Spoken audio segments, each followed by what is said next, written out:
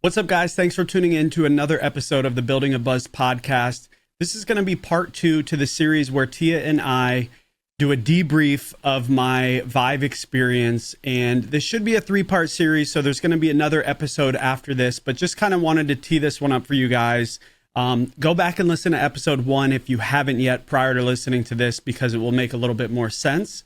But this is a 3-part series. This is going to be part 2 of that series. So thanks for tuning in.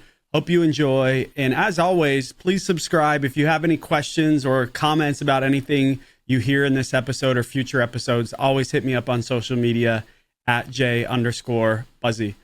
Looking forward to it. Thanks for tuning in, guys. Enjoy.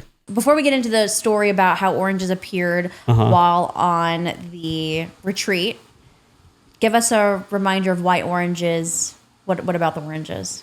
Yeah, so 2017. Yep. A year and some change after Get Up and Go started.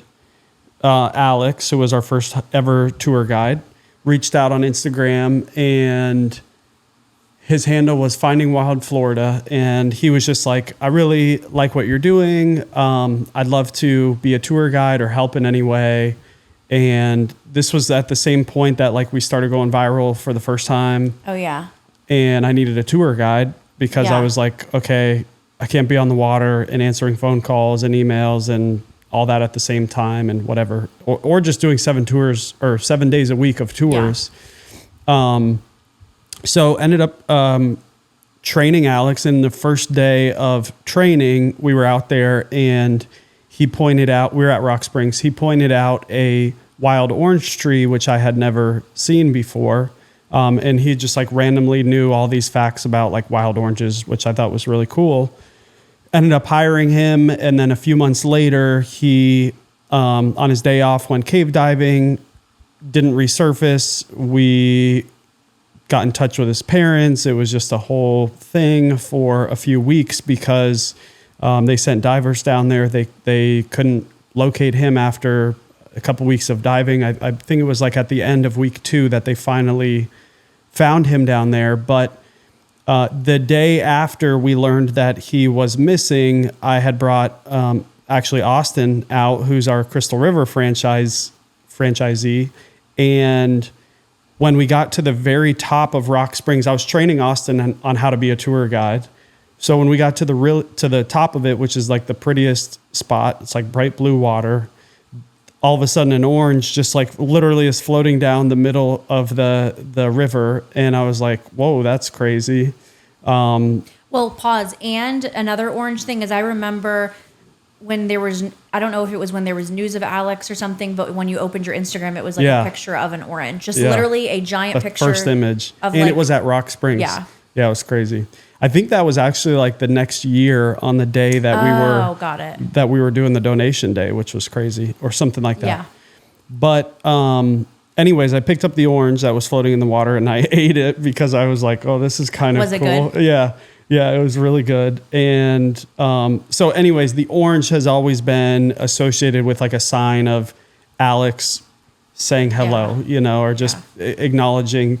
Look, guys, there's an orange. Yeah, so Tia randomly grabbed a drink today, and it happens to be orange. So that's kind of where the origin of the orange started. Told Alex's family all about it. We've been in contact since 2017 when all of this happened. Just crazy. This is coming up on year 7 now. Literally insane. Yeah, it's wild. But anyways, so the orange has always been kind of a symbol of Alex and that moment in Get Up and Go's history. And also, just being the first tour guide ever willing to take a risk on us, I kind of took a risk on him because I had never hired any. He was my first hire, I think if he was still here, he would probably own a few franchises and or be somewhat very involved with the brand company, any of that stuff. Yeah. I'm a big believer in all things signs, and I feel like you were a little bit of a skeptic. My opinion. And it's just funny because I feel like I've always been really into it, and I don't think you really dealt with like a big, huge. You have dealt with loss, but I feel like this is it feels very close. So it's just, I feel like the signs that you see are so undeniable. Yeah. They're so like, and they keep you can't miss popping them. up. I know. Yeah. So the one time the Instagram post, like literally woke up that morning, opened Instagram, and the first thing was like just like a hand holding an orange. And the location tag was Rock Springs, and that was crazy. One year, on the way to Rock Springs, we do a donation day where we give 100% of the revenue back to some sort of conservation or something like that. And one of the anniversaries that I was driving out there to go on site, there was a license. I saw like 1 or 2 cars on the drive, and there was like the first car that I saw had a diver on the license plate. What are the odds? I was just like, yeah, it's been crazy. So anyways, fast forward to this retreat in New Mexico, and the only morning I got up early to do the early morning activity, which you know is so unlike you. Yeah, 6:45 hike. So very early. We're going to watch the sunrise, and it's a relatively longer hike, and we've got to walk up a ridge or hike up a ridge. So anyways, wake up early, do that. Start hiking, my stomach starts hurting, and I'm just like, oh no. And we're already 30-ish minutes away from where we started. So I'm like, okay, There's too no far. restrooms out there. We're too far to turn around. So anyways, we get to this like wooden shack on the middle of the property. And as a reminder, it's 2,500 acres, this property. So there's like nothing out there. There's only a couple buildings on that whole amount of space. And there's this little wooden shack that they use for this activity on the hike. So we get to the shack, and they tell us about milagros, which I think is like magic in Spanish. And essentially they have a bag of little trinkets that they pass around. You reach in and grab one, and then you hammer it onto this wooden shack. Can you set the scene as far as the bag? Like the bag, you can't see the bag. Yeah, like, the bag. It's a huge bag. You're not picking. Yeah, it's like a trick or treat bag. Like it's full of these trinkets, and they literally just pass it around. They tell you like, just reach in and grab one. And so I'm standing there, and like my stomach is hurting. So I'm like, all right, come on, hurry up, so we can get through this. And they pass the bag around, and so I reach in, and I didn't reach through to grab a bunch. I just literally reached in and grabbed the first one that my hand touched, and I pull it out, and I'm like, is that a freaking orange? And it was hard to tell, and a lot of people were like, what is mine? They were all they're hard to like tell exactly what they are. So before me like confirming that it wasn't orange, I like asked 2 other people. I asked like Habib and you weren't believing it was Julia. a freaking orange. And I didn't want to give them any backstory. So I was like, what is mine? And they were both like, it looks like an orange. And so I was like, okay, it's definitely an orange. So I was like, holy crap, this is crazy. I didn't get to tell anyone in that moment. One, my stomach was still hurting, and so I was hurrying. So I grabbed a hammer, quickly hammered it onto the shack there, and then I was like, "Hey, which way are you guys going? I'm gonna go the opposite way because I need to use the bathroom." My stomach was like killing me at this point. So I run behind a bush. I use the bush for the bathroom, and then I come back. They had already started hiking up the ridge. My stomach is still killing me. So like we're going up this like steep ridge. Elevation is like 6,500 feet. So you're getting a little tired just from walking in general. Anyways, we make it up to the top of the ridge. We watch the sunrise. Andrea had a moment up there with James, and just even with herself. I think we all kind of like went and sat in our own little spots and like had our own little moment of like watching the sun come up and just looking at the land and how like vast it is. And and I get up there, and I'm just thinking like how crazy it is that there's an orange. And this isn't a bag of fruit. Yeah, no, someone else got like a boot. Someone got a dinosaur chicken. Someone got a leg. That's what the boot was. A dinosaur what? A dinosaur chicken. She's like, I think this is like a dinosaur chicken. So like very random things. Yeah. There's we have a picture of it. Yeah, you can see, we have a photo. There's like a horse. I'll throw it on the, on the overlay, but James got like a pair of lungs, which was funny because then he had to go like up this hike and he had to stop along the way. So we all kind of had these like little signs. Weird. And it was cool because Carrie got the leg, and she had she had a death experience where she died because she broke her leg and like severed the artery in her leg. And then she pulled a freaking leg. They got her back to life and she pulled a leg. So like we all had these little cool things that, besides the dinosaur chicken, we were still trying to figure out what that meant. But anyway, so the next, later on when we got back from the hike, I was going to say the next morning, but it was that same morning, we did that circle time where we had to pass around the stick and kind of just say how we were feeling. And so instead of me saying how I was feeling, well, I kind of did, but I got to retell the story of Alex and the importance of the orange. And it was funny because Julia and Habib both like saw that I had an orange. So they like were putting together the pieces, you know, as I was telling the story. But at the end of the story, I was like, I didn't tell anyone what I got out of the bag until the very end. And then I was like, Julia, what did I pull out of the bag? And she was like, an orange. Was everyone pretty shook? And everyone, I'm crying. Everyone is all teary-eyed. And you're like, when you're doing the circle time, it's like kind of vulnerable anyways. You're telling people how you feel. So when I start crying, it's hard for me to limit it. Justin has this thing. It's like once you hit the tears start, it's hard to stop. You don't know how to like turn it off, which is fine. And you're quick at turning yours on and off. I know, but I wish it had more of an effect on you. I feel like because it turns on so easy and turns like literally earlier. You could probably flip to a clip of that. Yeah. I can turn it on and off very quick. I can like reel it in and just kind of when I feel like the tinkle in my nose, I'm like, yeah, it's hard for me to yours is like a well. Yeah. So anyways, shared the story, teared up, definitely was crying. And it was funny because we all just called it like leaky. We were all leaky the entire couple of days. You know, there were so many times where we were all like leaking, sharing things and just tears would just happen. And we're just like, okay. So anyways, like I was the first one that morning. They were like, whoever feels inclined to grab the stick and talk and share first, feel free. So I grabbed it. And usually I'm not the first to like do that kind of thing. So, anyways, I shared and then, James was sitting next to me and he shared next. And, during what he was sharing, he was like, you know, and this morning I grabbed, I forget if he grabbed a full orange or orange juice. It was one of the two. And he's like, I have not had an orange in, I can't tell you how long, like how many years I haven't had one. And he's like, this morning I just felt like I needed to have one. So he did. And like literally 4 other people, once we got around the circle, all had similar, like I have not had orange juice in several years, but I saw some and I really wanted to have it. I had orange juice that morning and I didn't even like remember until everyone was saying it. And so it's just like, everyone had a little bit of the orange and added to it. So that whole morning was just, was really interesting, but teary and really cool at the same time.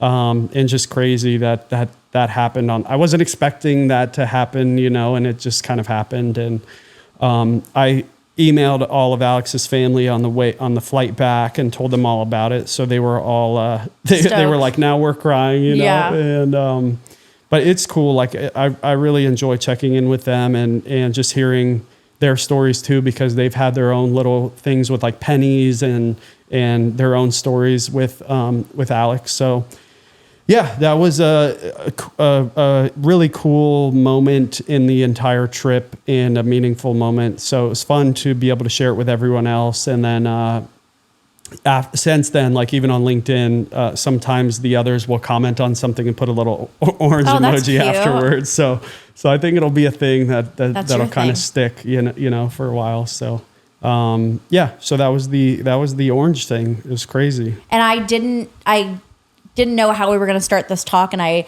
inadvertently grabbed and one of so this is funny. Yeah. You don't have to put any of this in, but like where we got engaged, they had these incredible like San Pellegrino aranciata drinks. And so I have them in the fridge and I haven't had them in like, how long? Forever. A couple years. So I didn't know what we were going to be talking about, but I grabbed one and what are the odds? It's orange flavor. Yep. Aranciata. So, crazy. So yeah, I mean, the rest of the trip was all a lot of the takeaways and things are about wellness and well-being, but also wisdom. Like the even like their name for their Instagram for the Modern Elder Academy is like MEA Wisdom. You know, so they're all about like wisdom and how do you like transfer your wisdom to someone else? How do you like, if you've been through trial and error, how do you help others get through those same trial and errors? And so a lot of it was just like about wisdom and Chip Conley's wisdom and what he's learned over the years. And he had a near-death experience, which took him away from Airbnb and made him start this Modern Elder Academy.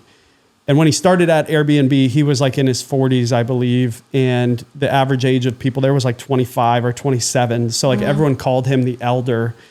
And then he became the Modern Elder. So that's why it's the Modern Elder Academy. I was just going to ask why it was called that. Yeah. So a lot of the activities were focused on like, what wisdom do you have to share with others, and what's your kind of superpowers, and you know, how do you lean into those things more and stuff like that. So it was cool. I think it's really interesting that I think it's normal to assume that like wisdom comes from like knowledge and education. Yeah. But I feel like what's interesting is everyone was into sharing wisdom obviously for this retreat, but the wisdom came from like people's experiences. Yeah. Like near-death experiences or like trauma or like just things that they've experienced like in life. It doesn't maybe have to be negative. It could be something really positive. So I think, it seems like the wisdom is coming from within and how you feel and all that rather than like what you know. And I think people expect like these CEOs and C-suite people to just be like geeking out the whole time and sharing like, analytics. And like data. I make this much money and I do this and this is what I do for work. And you're sitting around and on phones and doing that. And I think it's really cool that it kind of like humanizes these really successful people in business. So I think that's really cool. Yeah. So, I mean, I can share one of them. I think it was kind of cool that I did with, one that I did with Natasha. We sat down for like 15, 20 minutes together and we shared these questions with each other, and it helps you get to a better understanding of what your kind of superpower is. We also talked about like fixed mindset and growth mindset and how to kind of live more in the growth mindset thing, which was cool. But let me see if I can find the questions, because I thought it was pretty interesting. So here we go. So the question and the activity was cool because you do it with one other person and you ask each other the same question, but you ask the question 5 times and they have to answer the question differently every time that you ask it. So you can ask one of 2 questions. The first question is, what business are you in? And you would say tourism, as your first answer. And then I would ask you again, what business are you in? The people-pleasing business. Yeah. Okay. But as you get to number 5, it gets harder and harder and harder. Yeah. And you kind of realize that like the thing that you're in business for is not the thing that the first answer to the question, like what business are you in? Yes, we're in tourism, but really we're in the business of pleasing people or creating memories or something like that. So it was fun as you like get through that. The other question is, what gift or mastery do you offer? Within business or within life? Just within life, within anything. We also talked about like 4 different pathways to purpose. The horse, the equine experience. Equine? How do you say it? Equine? Equine? What did you call it? Equine? It's not equinox, it's equine. Isn't equinox like a Equinox like a is the workout? gym. Yeah, what the heck? Equine. Equine. The equine experience was cool. I'm going to just like hard pronounce the E now. I'm going to hard pronounce it. That was cool. I didn't expect it to be as cool as it was. I enjoy horses, but I was like going into it with like, oh, cool, I'm just going to have fun with horses. Horses have like a wild emotional intelligence level. Yeah, they're one of 2 animals that have been around for, did I write down 65 million years maybe? Did you bring that book with you everywhere? Yeah, I did. With a pen? Yeah, they had pens for us like everywhere, which was really cool. But so anyways, they told us all about horses and their history and how long they've been around. And it was cool because Lee was up there telling us about the horses. And I thought that just his storytelling is so good, you know? And so I thought it was cool that horses have been around as long as they have. And they don't really, unlike a cow or different types of cows, like they have horns. They have like things to protect themselves. Whereas horses like don't. I mean, they're big and they're strong, right? But they don't have like a thing that really protects them. Like in an enclosed area, so it's like they're so vulnerable. Yeah, they have to be smart. They have to work together. They have to understand intentions of other people or other animals or whatever. So they're very intuitive. They like can tell if you're nervous. And they told you, like, don't try to act like you're not nervous. It's okay to be nervous. The horses will understand that and they'll act accordingly. But feel free to like, they just set it up as this, like, feel free to walk around in the pen. There's like 7 or 8 horses and 2 donkeys, and have one question that you could ask a horse mentally. Okay. You know, I'm not like out loud saying, "Hey, horse." I know, that's what I was thinking. Yeah. Like, are you whispering? But I thought, you know, like you think it's going to be kind of corny going into it. You're like, I'm going to ask a horse a question and like, you know, what am I going to get out of this? What did you ask the horse? Do you remember? I wrote it down. It was something to do with like, how do you, so there's like a leading horse, right? Out of the pack. Usually there's like one horse that everyone looks to and leads.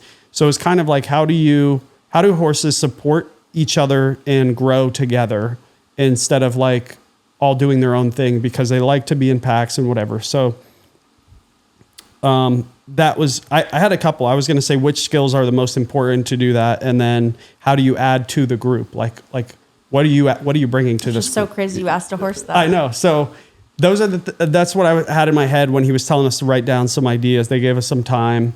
Everyone had different questions, which was really cool. But anyways, they're like, all right, you're going to go in this pen. You can walk up to any horse that you want to, and you can interact with it in any way, but pay attention to their head movements, their ears, their body, their legs, their eyes. Pay attention to all of it and just kind of see how they act as you interact with them. And you don't even have to like touch them. You could just go up kind of near them and look at them and see if there's any sort of interaction. They like told you to reach your hand out and let them sniff like your hand. So yeah, anyways, like I walk around and I'm petting a few of them and just kind of like seeing what their interactions are and if they give me any sort of like interaction back. And I had done that with like pretty much all the horses. And then I was making my way back around, and this one horse, Tracy, I walked up to Tracy. And, so I start petting Tracy like right on the side, right behind the front leg, and she kind of turns at me, and then she put her head down, and I was like, oh, that's cool, and then she pushes her head up against my abdomen, and I'm just like, okay, what's going on here? And then she starts rubbing her head all along my side here. I'm wearing a white shirt. So like afterwards it is so dirty. Was that the No, it's just like a Nike white shirt. Okay, 'cause I was going to say that shirt is trashed. Yeah. So anyways, no, yeah, it wasn't that one. So the horse is like just rubbing, the head is just, and it's like powerful. Like I'm getting pushed backwards. Moving, yeah. And so now I've got 2 hands, like petting all over the face. Like it was clear that she wanted some extra love. So I was petting her head, and with the other ones, I was a little timid. I was like only petting their side, but she was like, so fine. She was like, come pet my head. Like here's like, she was telling me where to pet her.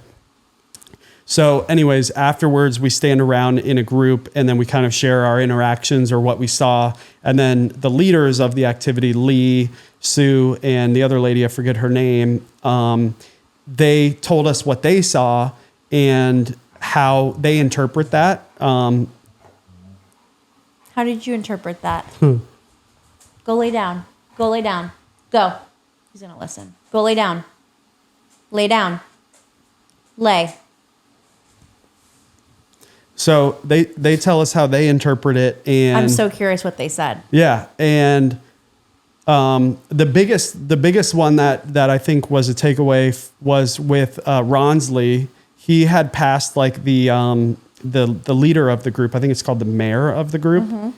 It passed, just walked by, and his question was specifically for the leader of the group, and he didn't tell us until afterwards. He didn't tell you who the leader was either, right? No, they told us who the leader was, but Ronsley didn't know because of where he was sitting. He couldn't see where they were pointing, and initially they were like, "Oh yeah, that one over there," and so like we all forget who's who. The gray one. Yeah, we all forget who's who, and so he had walked past the leader, and the leader, I guess, looked at him and like started walking over to him and interacting and whatever. And normally the leader doesn't want to conserve energy, so just stands still, won't move for anyone, but like walked over to Ronsley and showed it. Yeah, so that was cool in general. And as we're all standing there, I forget which horse it was. It may have been the leader again. We're standing in a group. One of the horses literally walked in between all of us, right to Julia, in the middle of the group. And they were like, we've never seen a horse like walk through a group of people to get to someone and just stand there. Did they interpret any type of reason for that? I forget, like there were so many little moments of like things happening and craziness that like it was something to do with Julia and her question. And it was cool because at first Julia was really intimidated by the horses. She's never done something like this. So she was very like hesitant to go up to the horses and would only go up if someone else was like petting the horse. And then after we're done, we're standing in this group and the horse literally just walks right over to her. Was everyone like, what the heck? It was really, really, really interesting. And how did she react to it? Was she like... She was just like, whoa, like, this is crazy. Did she pet, like, does she... She was on the other side of it. I couldn't see exactly what she did, but one of her other things that we had talked about in a different session was like some feeling of loneliness. So I think it was cool, like a horse acknowledging that, and that was kind of like the takeaway from that. Some of the other horses would nod their head when you start petting them, or would show some sort of reaction, or the tail would start going or something. Even the two donkeys like came over to Dr. Natasha, who was also kind of hesitant to play with any of the animals. So it's more of like, I think it's like that they can really understand you without even needing to talk, and they can understand each other, which is how they've lasted as long as they have. They have this whole way of communicating without needing to do much. And the takeaway for me is kind of like, you can communicate in more than just sitting and talking with someone.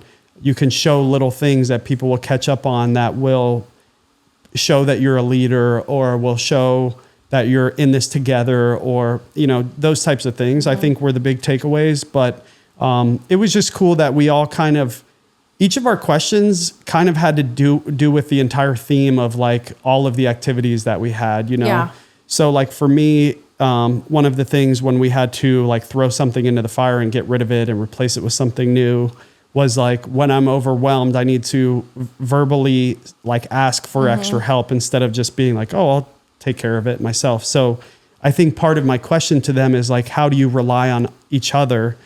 And so it all kind of like entangled with other parts of the experience. So it was cool. I don't know. You never take the time to like really analyze what a horse is, how a horse is interacting with. I've never taken the time to do that. I don't know if people do out there. I mean, we don't have a horse. So maybe if we had a horse, we'd be like, more in what is it telling me today? But how crazy that the horses are there for that reason, I'm assuming. Like they're not, are they riding the horses? You can ride them, and they use them for the property as well. They're trying to build a regenerative land out there, and the horses are a part of that. So they're used for multiple things, but this is one of the key things is having this experience for the groups of people that go there to interact with them. And they're just very calm. They're like these big, strong animals, but they're so calm, and their interactions are just really, really interesting. And I was watching like other people interact with them too, to like see if I could see anything that was happening. And I would catch the little ear movements or the eyes or the head nods, or just them moving around and stuff like that. So it was cool. But the main leaders of that were telling us that that they hadn't seen the group of horses interact with a group of people like us, like ever. And they were like, jeez. The energy. Were they just like friendly? Very friendly and welcoming and not skittish. And they were like, you guys have this energy that they can obviously feel and sense. And it was just really interesting. I never expected that. Going into it, I was thinking like, are we going to ride horses? Like I didn't know what to. Yeah. And now I'm talking to a horse, and I'm like, what is going? Like telepathically, like what is happening here? So, it was cool. It was a lot cool. That activity was a lot cooler than I thought it was going to be. And then even afterwards, we went and talked in another little like barn building on hay bales, which was cool. That is so funny. And there was a little entrance for where they would typically bring the horses through there, but it was blocked off like waist height. And one of the horses like kept trying to get in, like he would poke his head in and like look around at us, and he kept trying to get in. He almost broke the lock to get in. What the heck? To the room with us. What do you want? Like, just love? I don't know. Yeah, they really wanted to like be around us and be in there with us. It was. They were like, we have never seen these horses like act like this. So it was so really cool. Yeah. To be able to interact with them, and you would have loved it. I was like, oh my God, Tia would have died for this activity. Like it was cool. Yeah. All things animals. They're so smart. We need a cow experience. We're working. Listen, I was looking at property in Idaho today. They say that Driggs is going to be the new Jackson Hole. Okay. So I think getting a little slice of land over there could be smart investment wise. Could be. And then we could keep like a cow, a couple horses, and some chickens and whatnot on the property until, just get a little farmhand. And then we could get our own Lee. That would be great. Yeah. Lloyd. Lee was so cool. I got to tell him the Alex story when we were hiking back. Yeah. He knew my stomach was hurting because I had asked him where they were going and I needed to go use the bathroom. He thought it was funny that I called them facilitaries. Oh, he hadn't heard that before? No, so he thought it was funny. So anyways, he was walking with me on the hike back. Was he like, is your stomach better? Yeah, he was like, how you feeling? Are you good? And I got to tell him the Alex story about the orange because that had just happened. And I knew he wasn't going to be at the thing after. So he was like so thankful that I had told him. And the first night that we were there, we did a campfire and he was singing like, what a freaking dream. Country cowboy vibe songs, when we were sitting around the campfire. And there was also a guitar player who was singing as well. And they gave us all lyric books. Oh. Yeah, we got bracelets later, but they gave us lyric books that we could read along and sing along with too. So everyone in the circle is like singing along, even if we don't know the lyrics, which is so funny. And then he had his 3 dogs, which were just always following him around everywhere, which was cool. We obviously love dogs. So it was the dogs like came on the hike with us, came up the top of the ridge. They're like jumping around. Dogs. Yeah. They're like jumping around rocks that are like on a cliff. That's life for them. And that's just normal, you know? Yeah. And if we had property, that would be normal to these boys too. Right now, they would be going crazy outside. Yeah. I mean, they have too many boundaries. Yeah. Wait, so was that like all, because I have a list of questions for you about Vyve in general and like the whole thing as a collective, but is there any other stories that you want to tell that maybe we can clip before I go into that? Not necessarily like specific stories, but I think just the time that we all got to spend with each other was really, really cool. And even at the end of it, a few of us were talking like, would we have liked to do this activity or this whole retreat at the beginning of Vyve, and how would that change things compared to doing it at the end? Mm-hmm. I think it was cool doing it at the end because now we really feel a deeper connection with each other. We got to know each other even more. And it was just like a really like, way of ending the entire experience. And I think if it was at the beginning, it would make that a little bit different leading into it. But the last day was really cool. We had a, kind of like a quote unquote graduation dinner where they had a screen. We had to kind of guess based on GIFs that were on the screen of like who the screen is portraying. So that was fun. And then each of us were assigned with someone else to say something about them as we were doing that last dinner. So it was really cool to be able to hear what the one other person had to say about us. So Jessica, had me. And so she was saying, it was good because me and her had an activity together. So we got to know each other even more and how similar we are in our thoughts and the ways that we do things and our mindsets.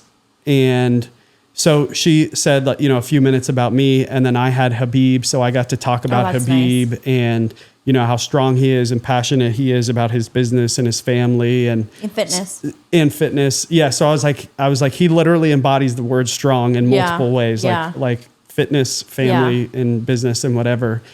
And so that was all teary because we're all just being so overly nice with each other. And it's nice to hear nice things about yourself. No, but having to verbalize it is always tough for me. So and I don't like I don't like speaking in front of people when you have to be vulnerable. I don't mind it, like if it's about business and whatever, but my voice gets shaky.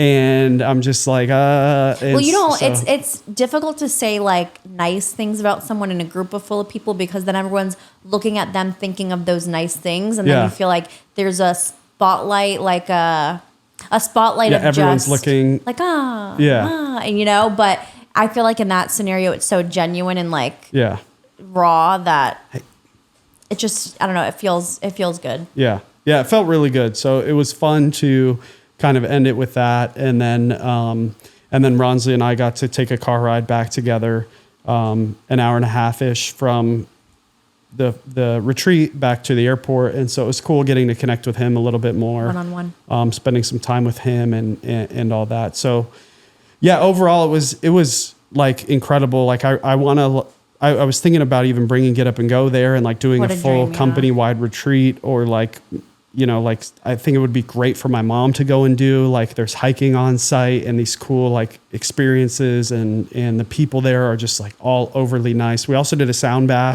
Justin loves a sound bath. Which I think I fell asleep 6 times during. Last time we did a sound bath. Okay.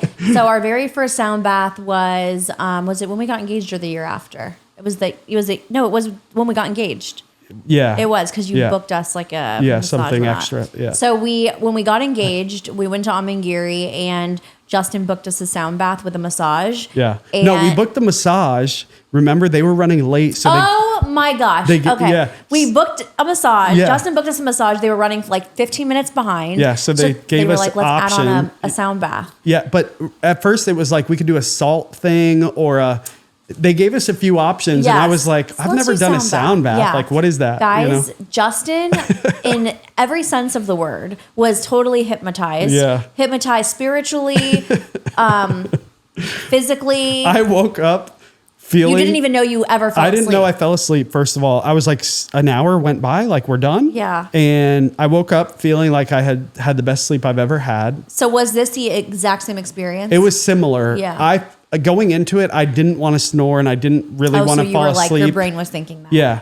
I didn't think I was going to fall asleep when I laid down. I was like, I'm not even that tired right now. But then 5 minutes later, sure enough, I was like, I think I just fell asleep. And fun fact, Justin can fall asleep pretty much anywhere. Like he can fall asleep. Yeah. Right here. Right now.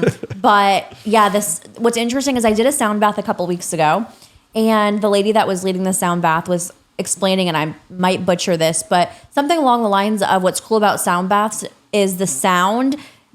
Your brain is always thinking, like that's just what the human brain does. Yeah. Like there's never a time where the brain just shuts off unless you're sleeping, and even then you're like dreaming and whatnot. Yeah. So the frequency of the sounds that the bowls and the whatever the chimes and make. Yeah. Your brain doesn't understand like what's going on. So it actually like shuts itself off because it's so overwhelmed. And that's where you get that like feeling. And they say sometimes people will like get really emotional, have different type of reactions. And some people it'll like put them into a hypnosis, almost like sleep, not an actual hypnosis where you're hypnotized, but a sleep. And an ultimate form of relaxation because it's very hard for minds to just turn off. It's just not really possible. Yeah. So I just think that's the coolest thing ever. And when Justin sent me his little itinerary, one of them was like the power of sound. Yeah. And I knew it was going to be a freaking sound bath. And then he texted me and he's like, we did a sound bath and I passed the heck out. So and I was like, oh, I literally knew that would happen. It was so cool. And we also did an astronomer brought us out and did like a astrology thing. So like there was just all these cool little things that happened that, added up to a really incredible time. Lesson is look up things in your area. If you see these little woo-woo things, astronomer, sound bath, salt rooms, submersion and salt, whatever. Yeah. I mean, the circle time. Just try it. Equine experiences. Like they sound kind of out of the box. You have to be open to it, you know, like Yeah. It's not going to be fun if you're going into it with like, oh, this is going to suck. Like, why am I doing this? But I think even just going in not knowing or like, what the heck is this about? Like, you kind of did go into it not like, yeah, but I was excited like for it. You know, I was like, I don't know what's about to happen, but like, it's going to be cool, you know, and it was. So do a sound bath and touch a horse and ask a horse a question.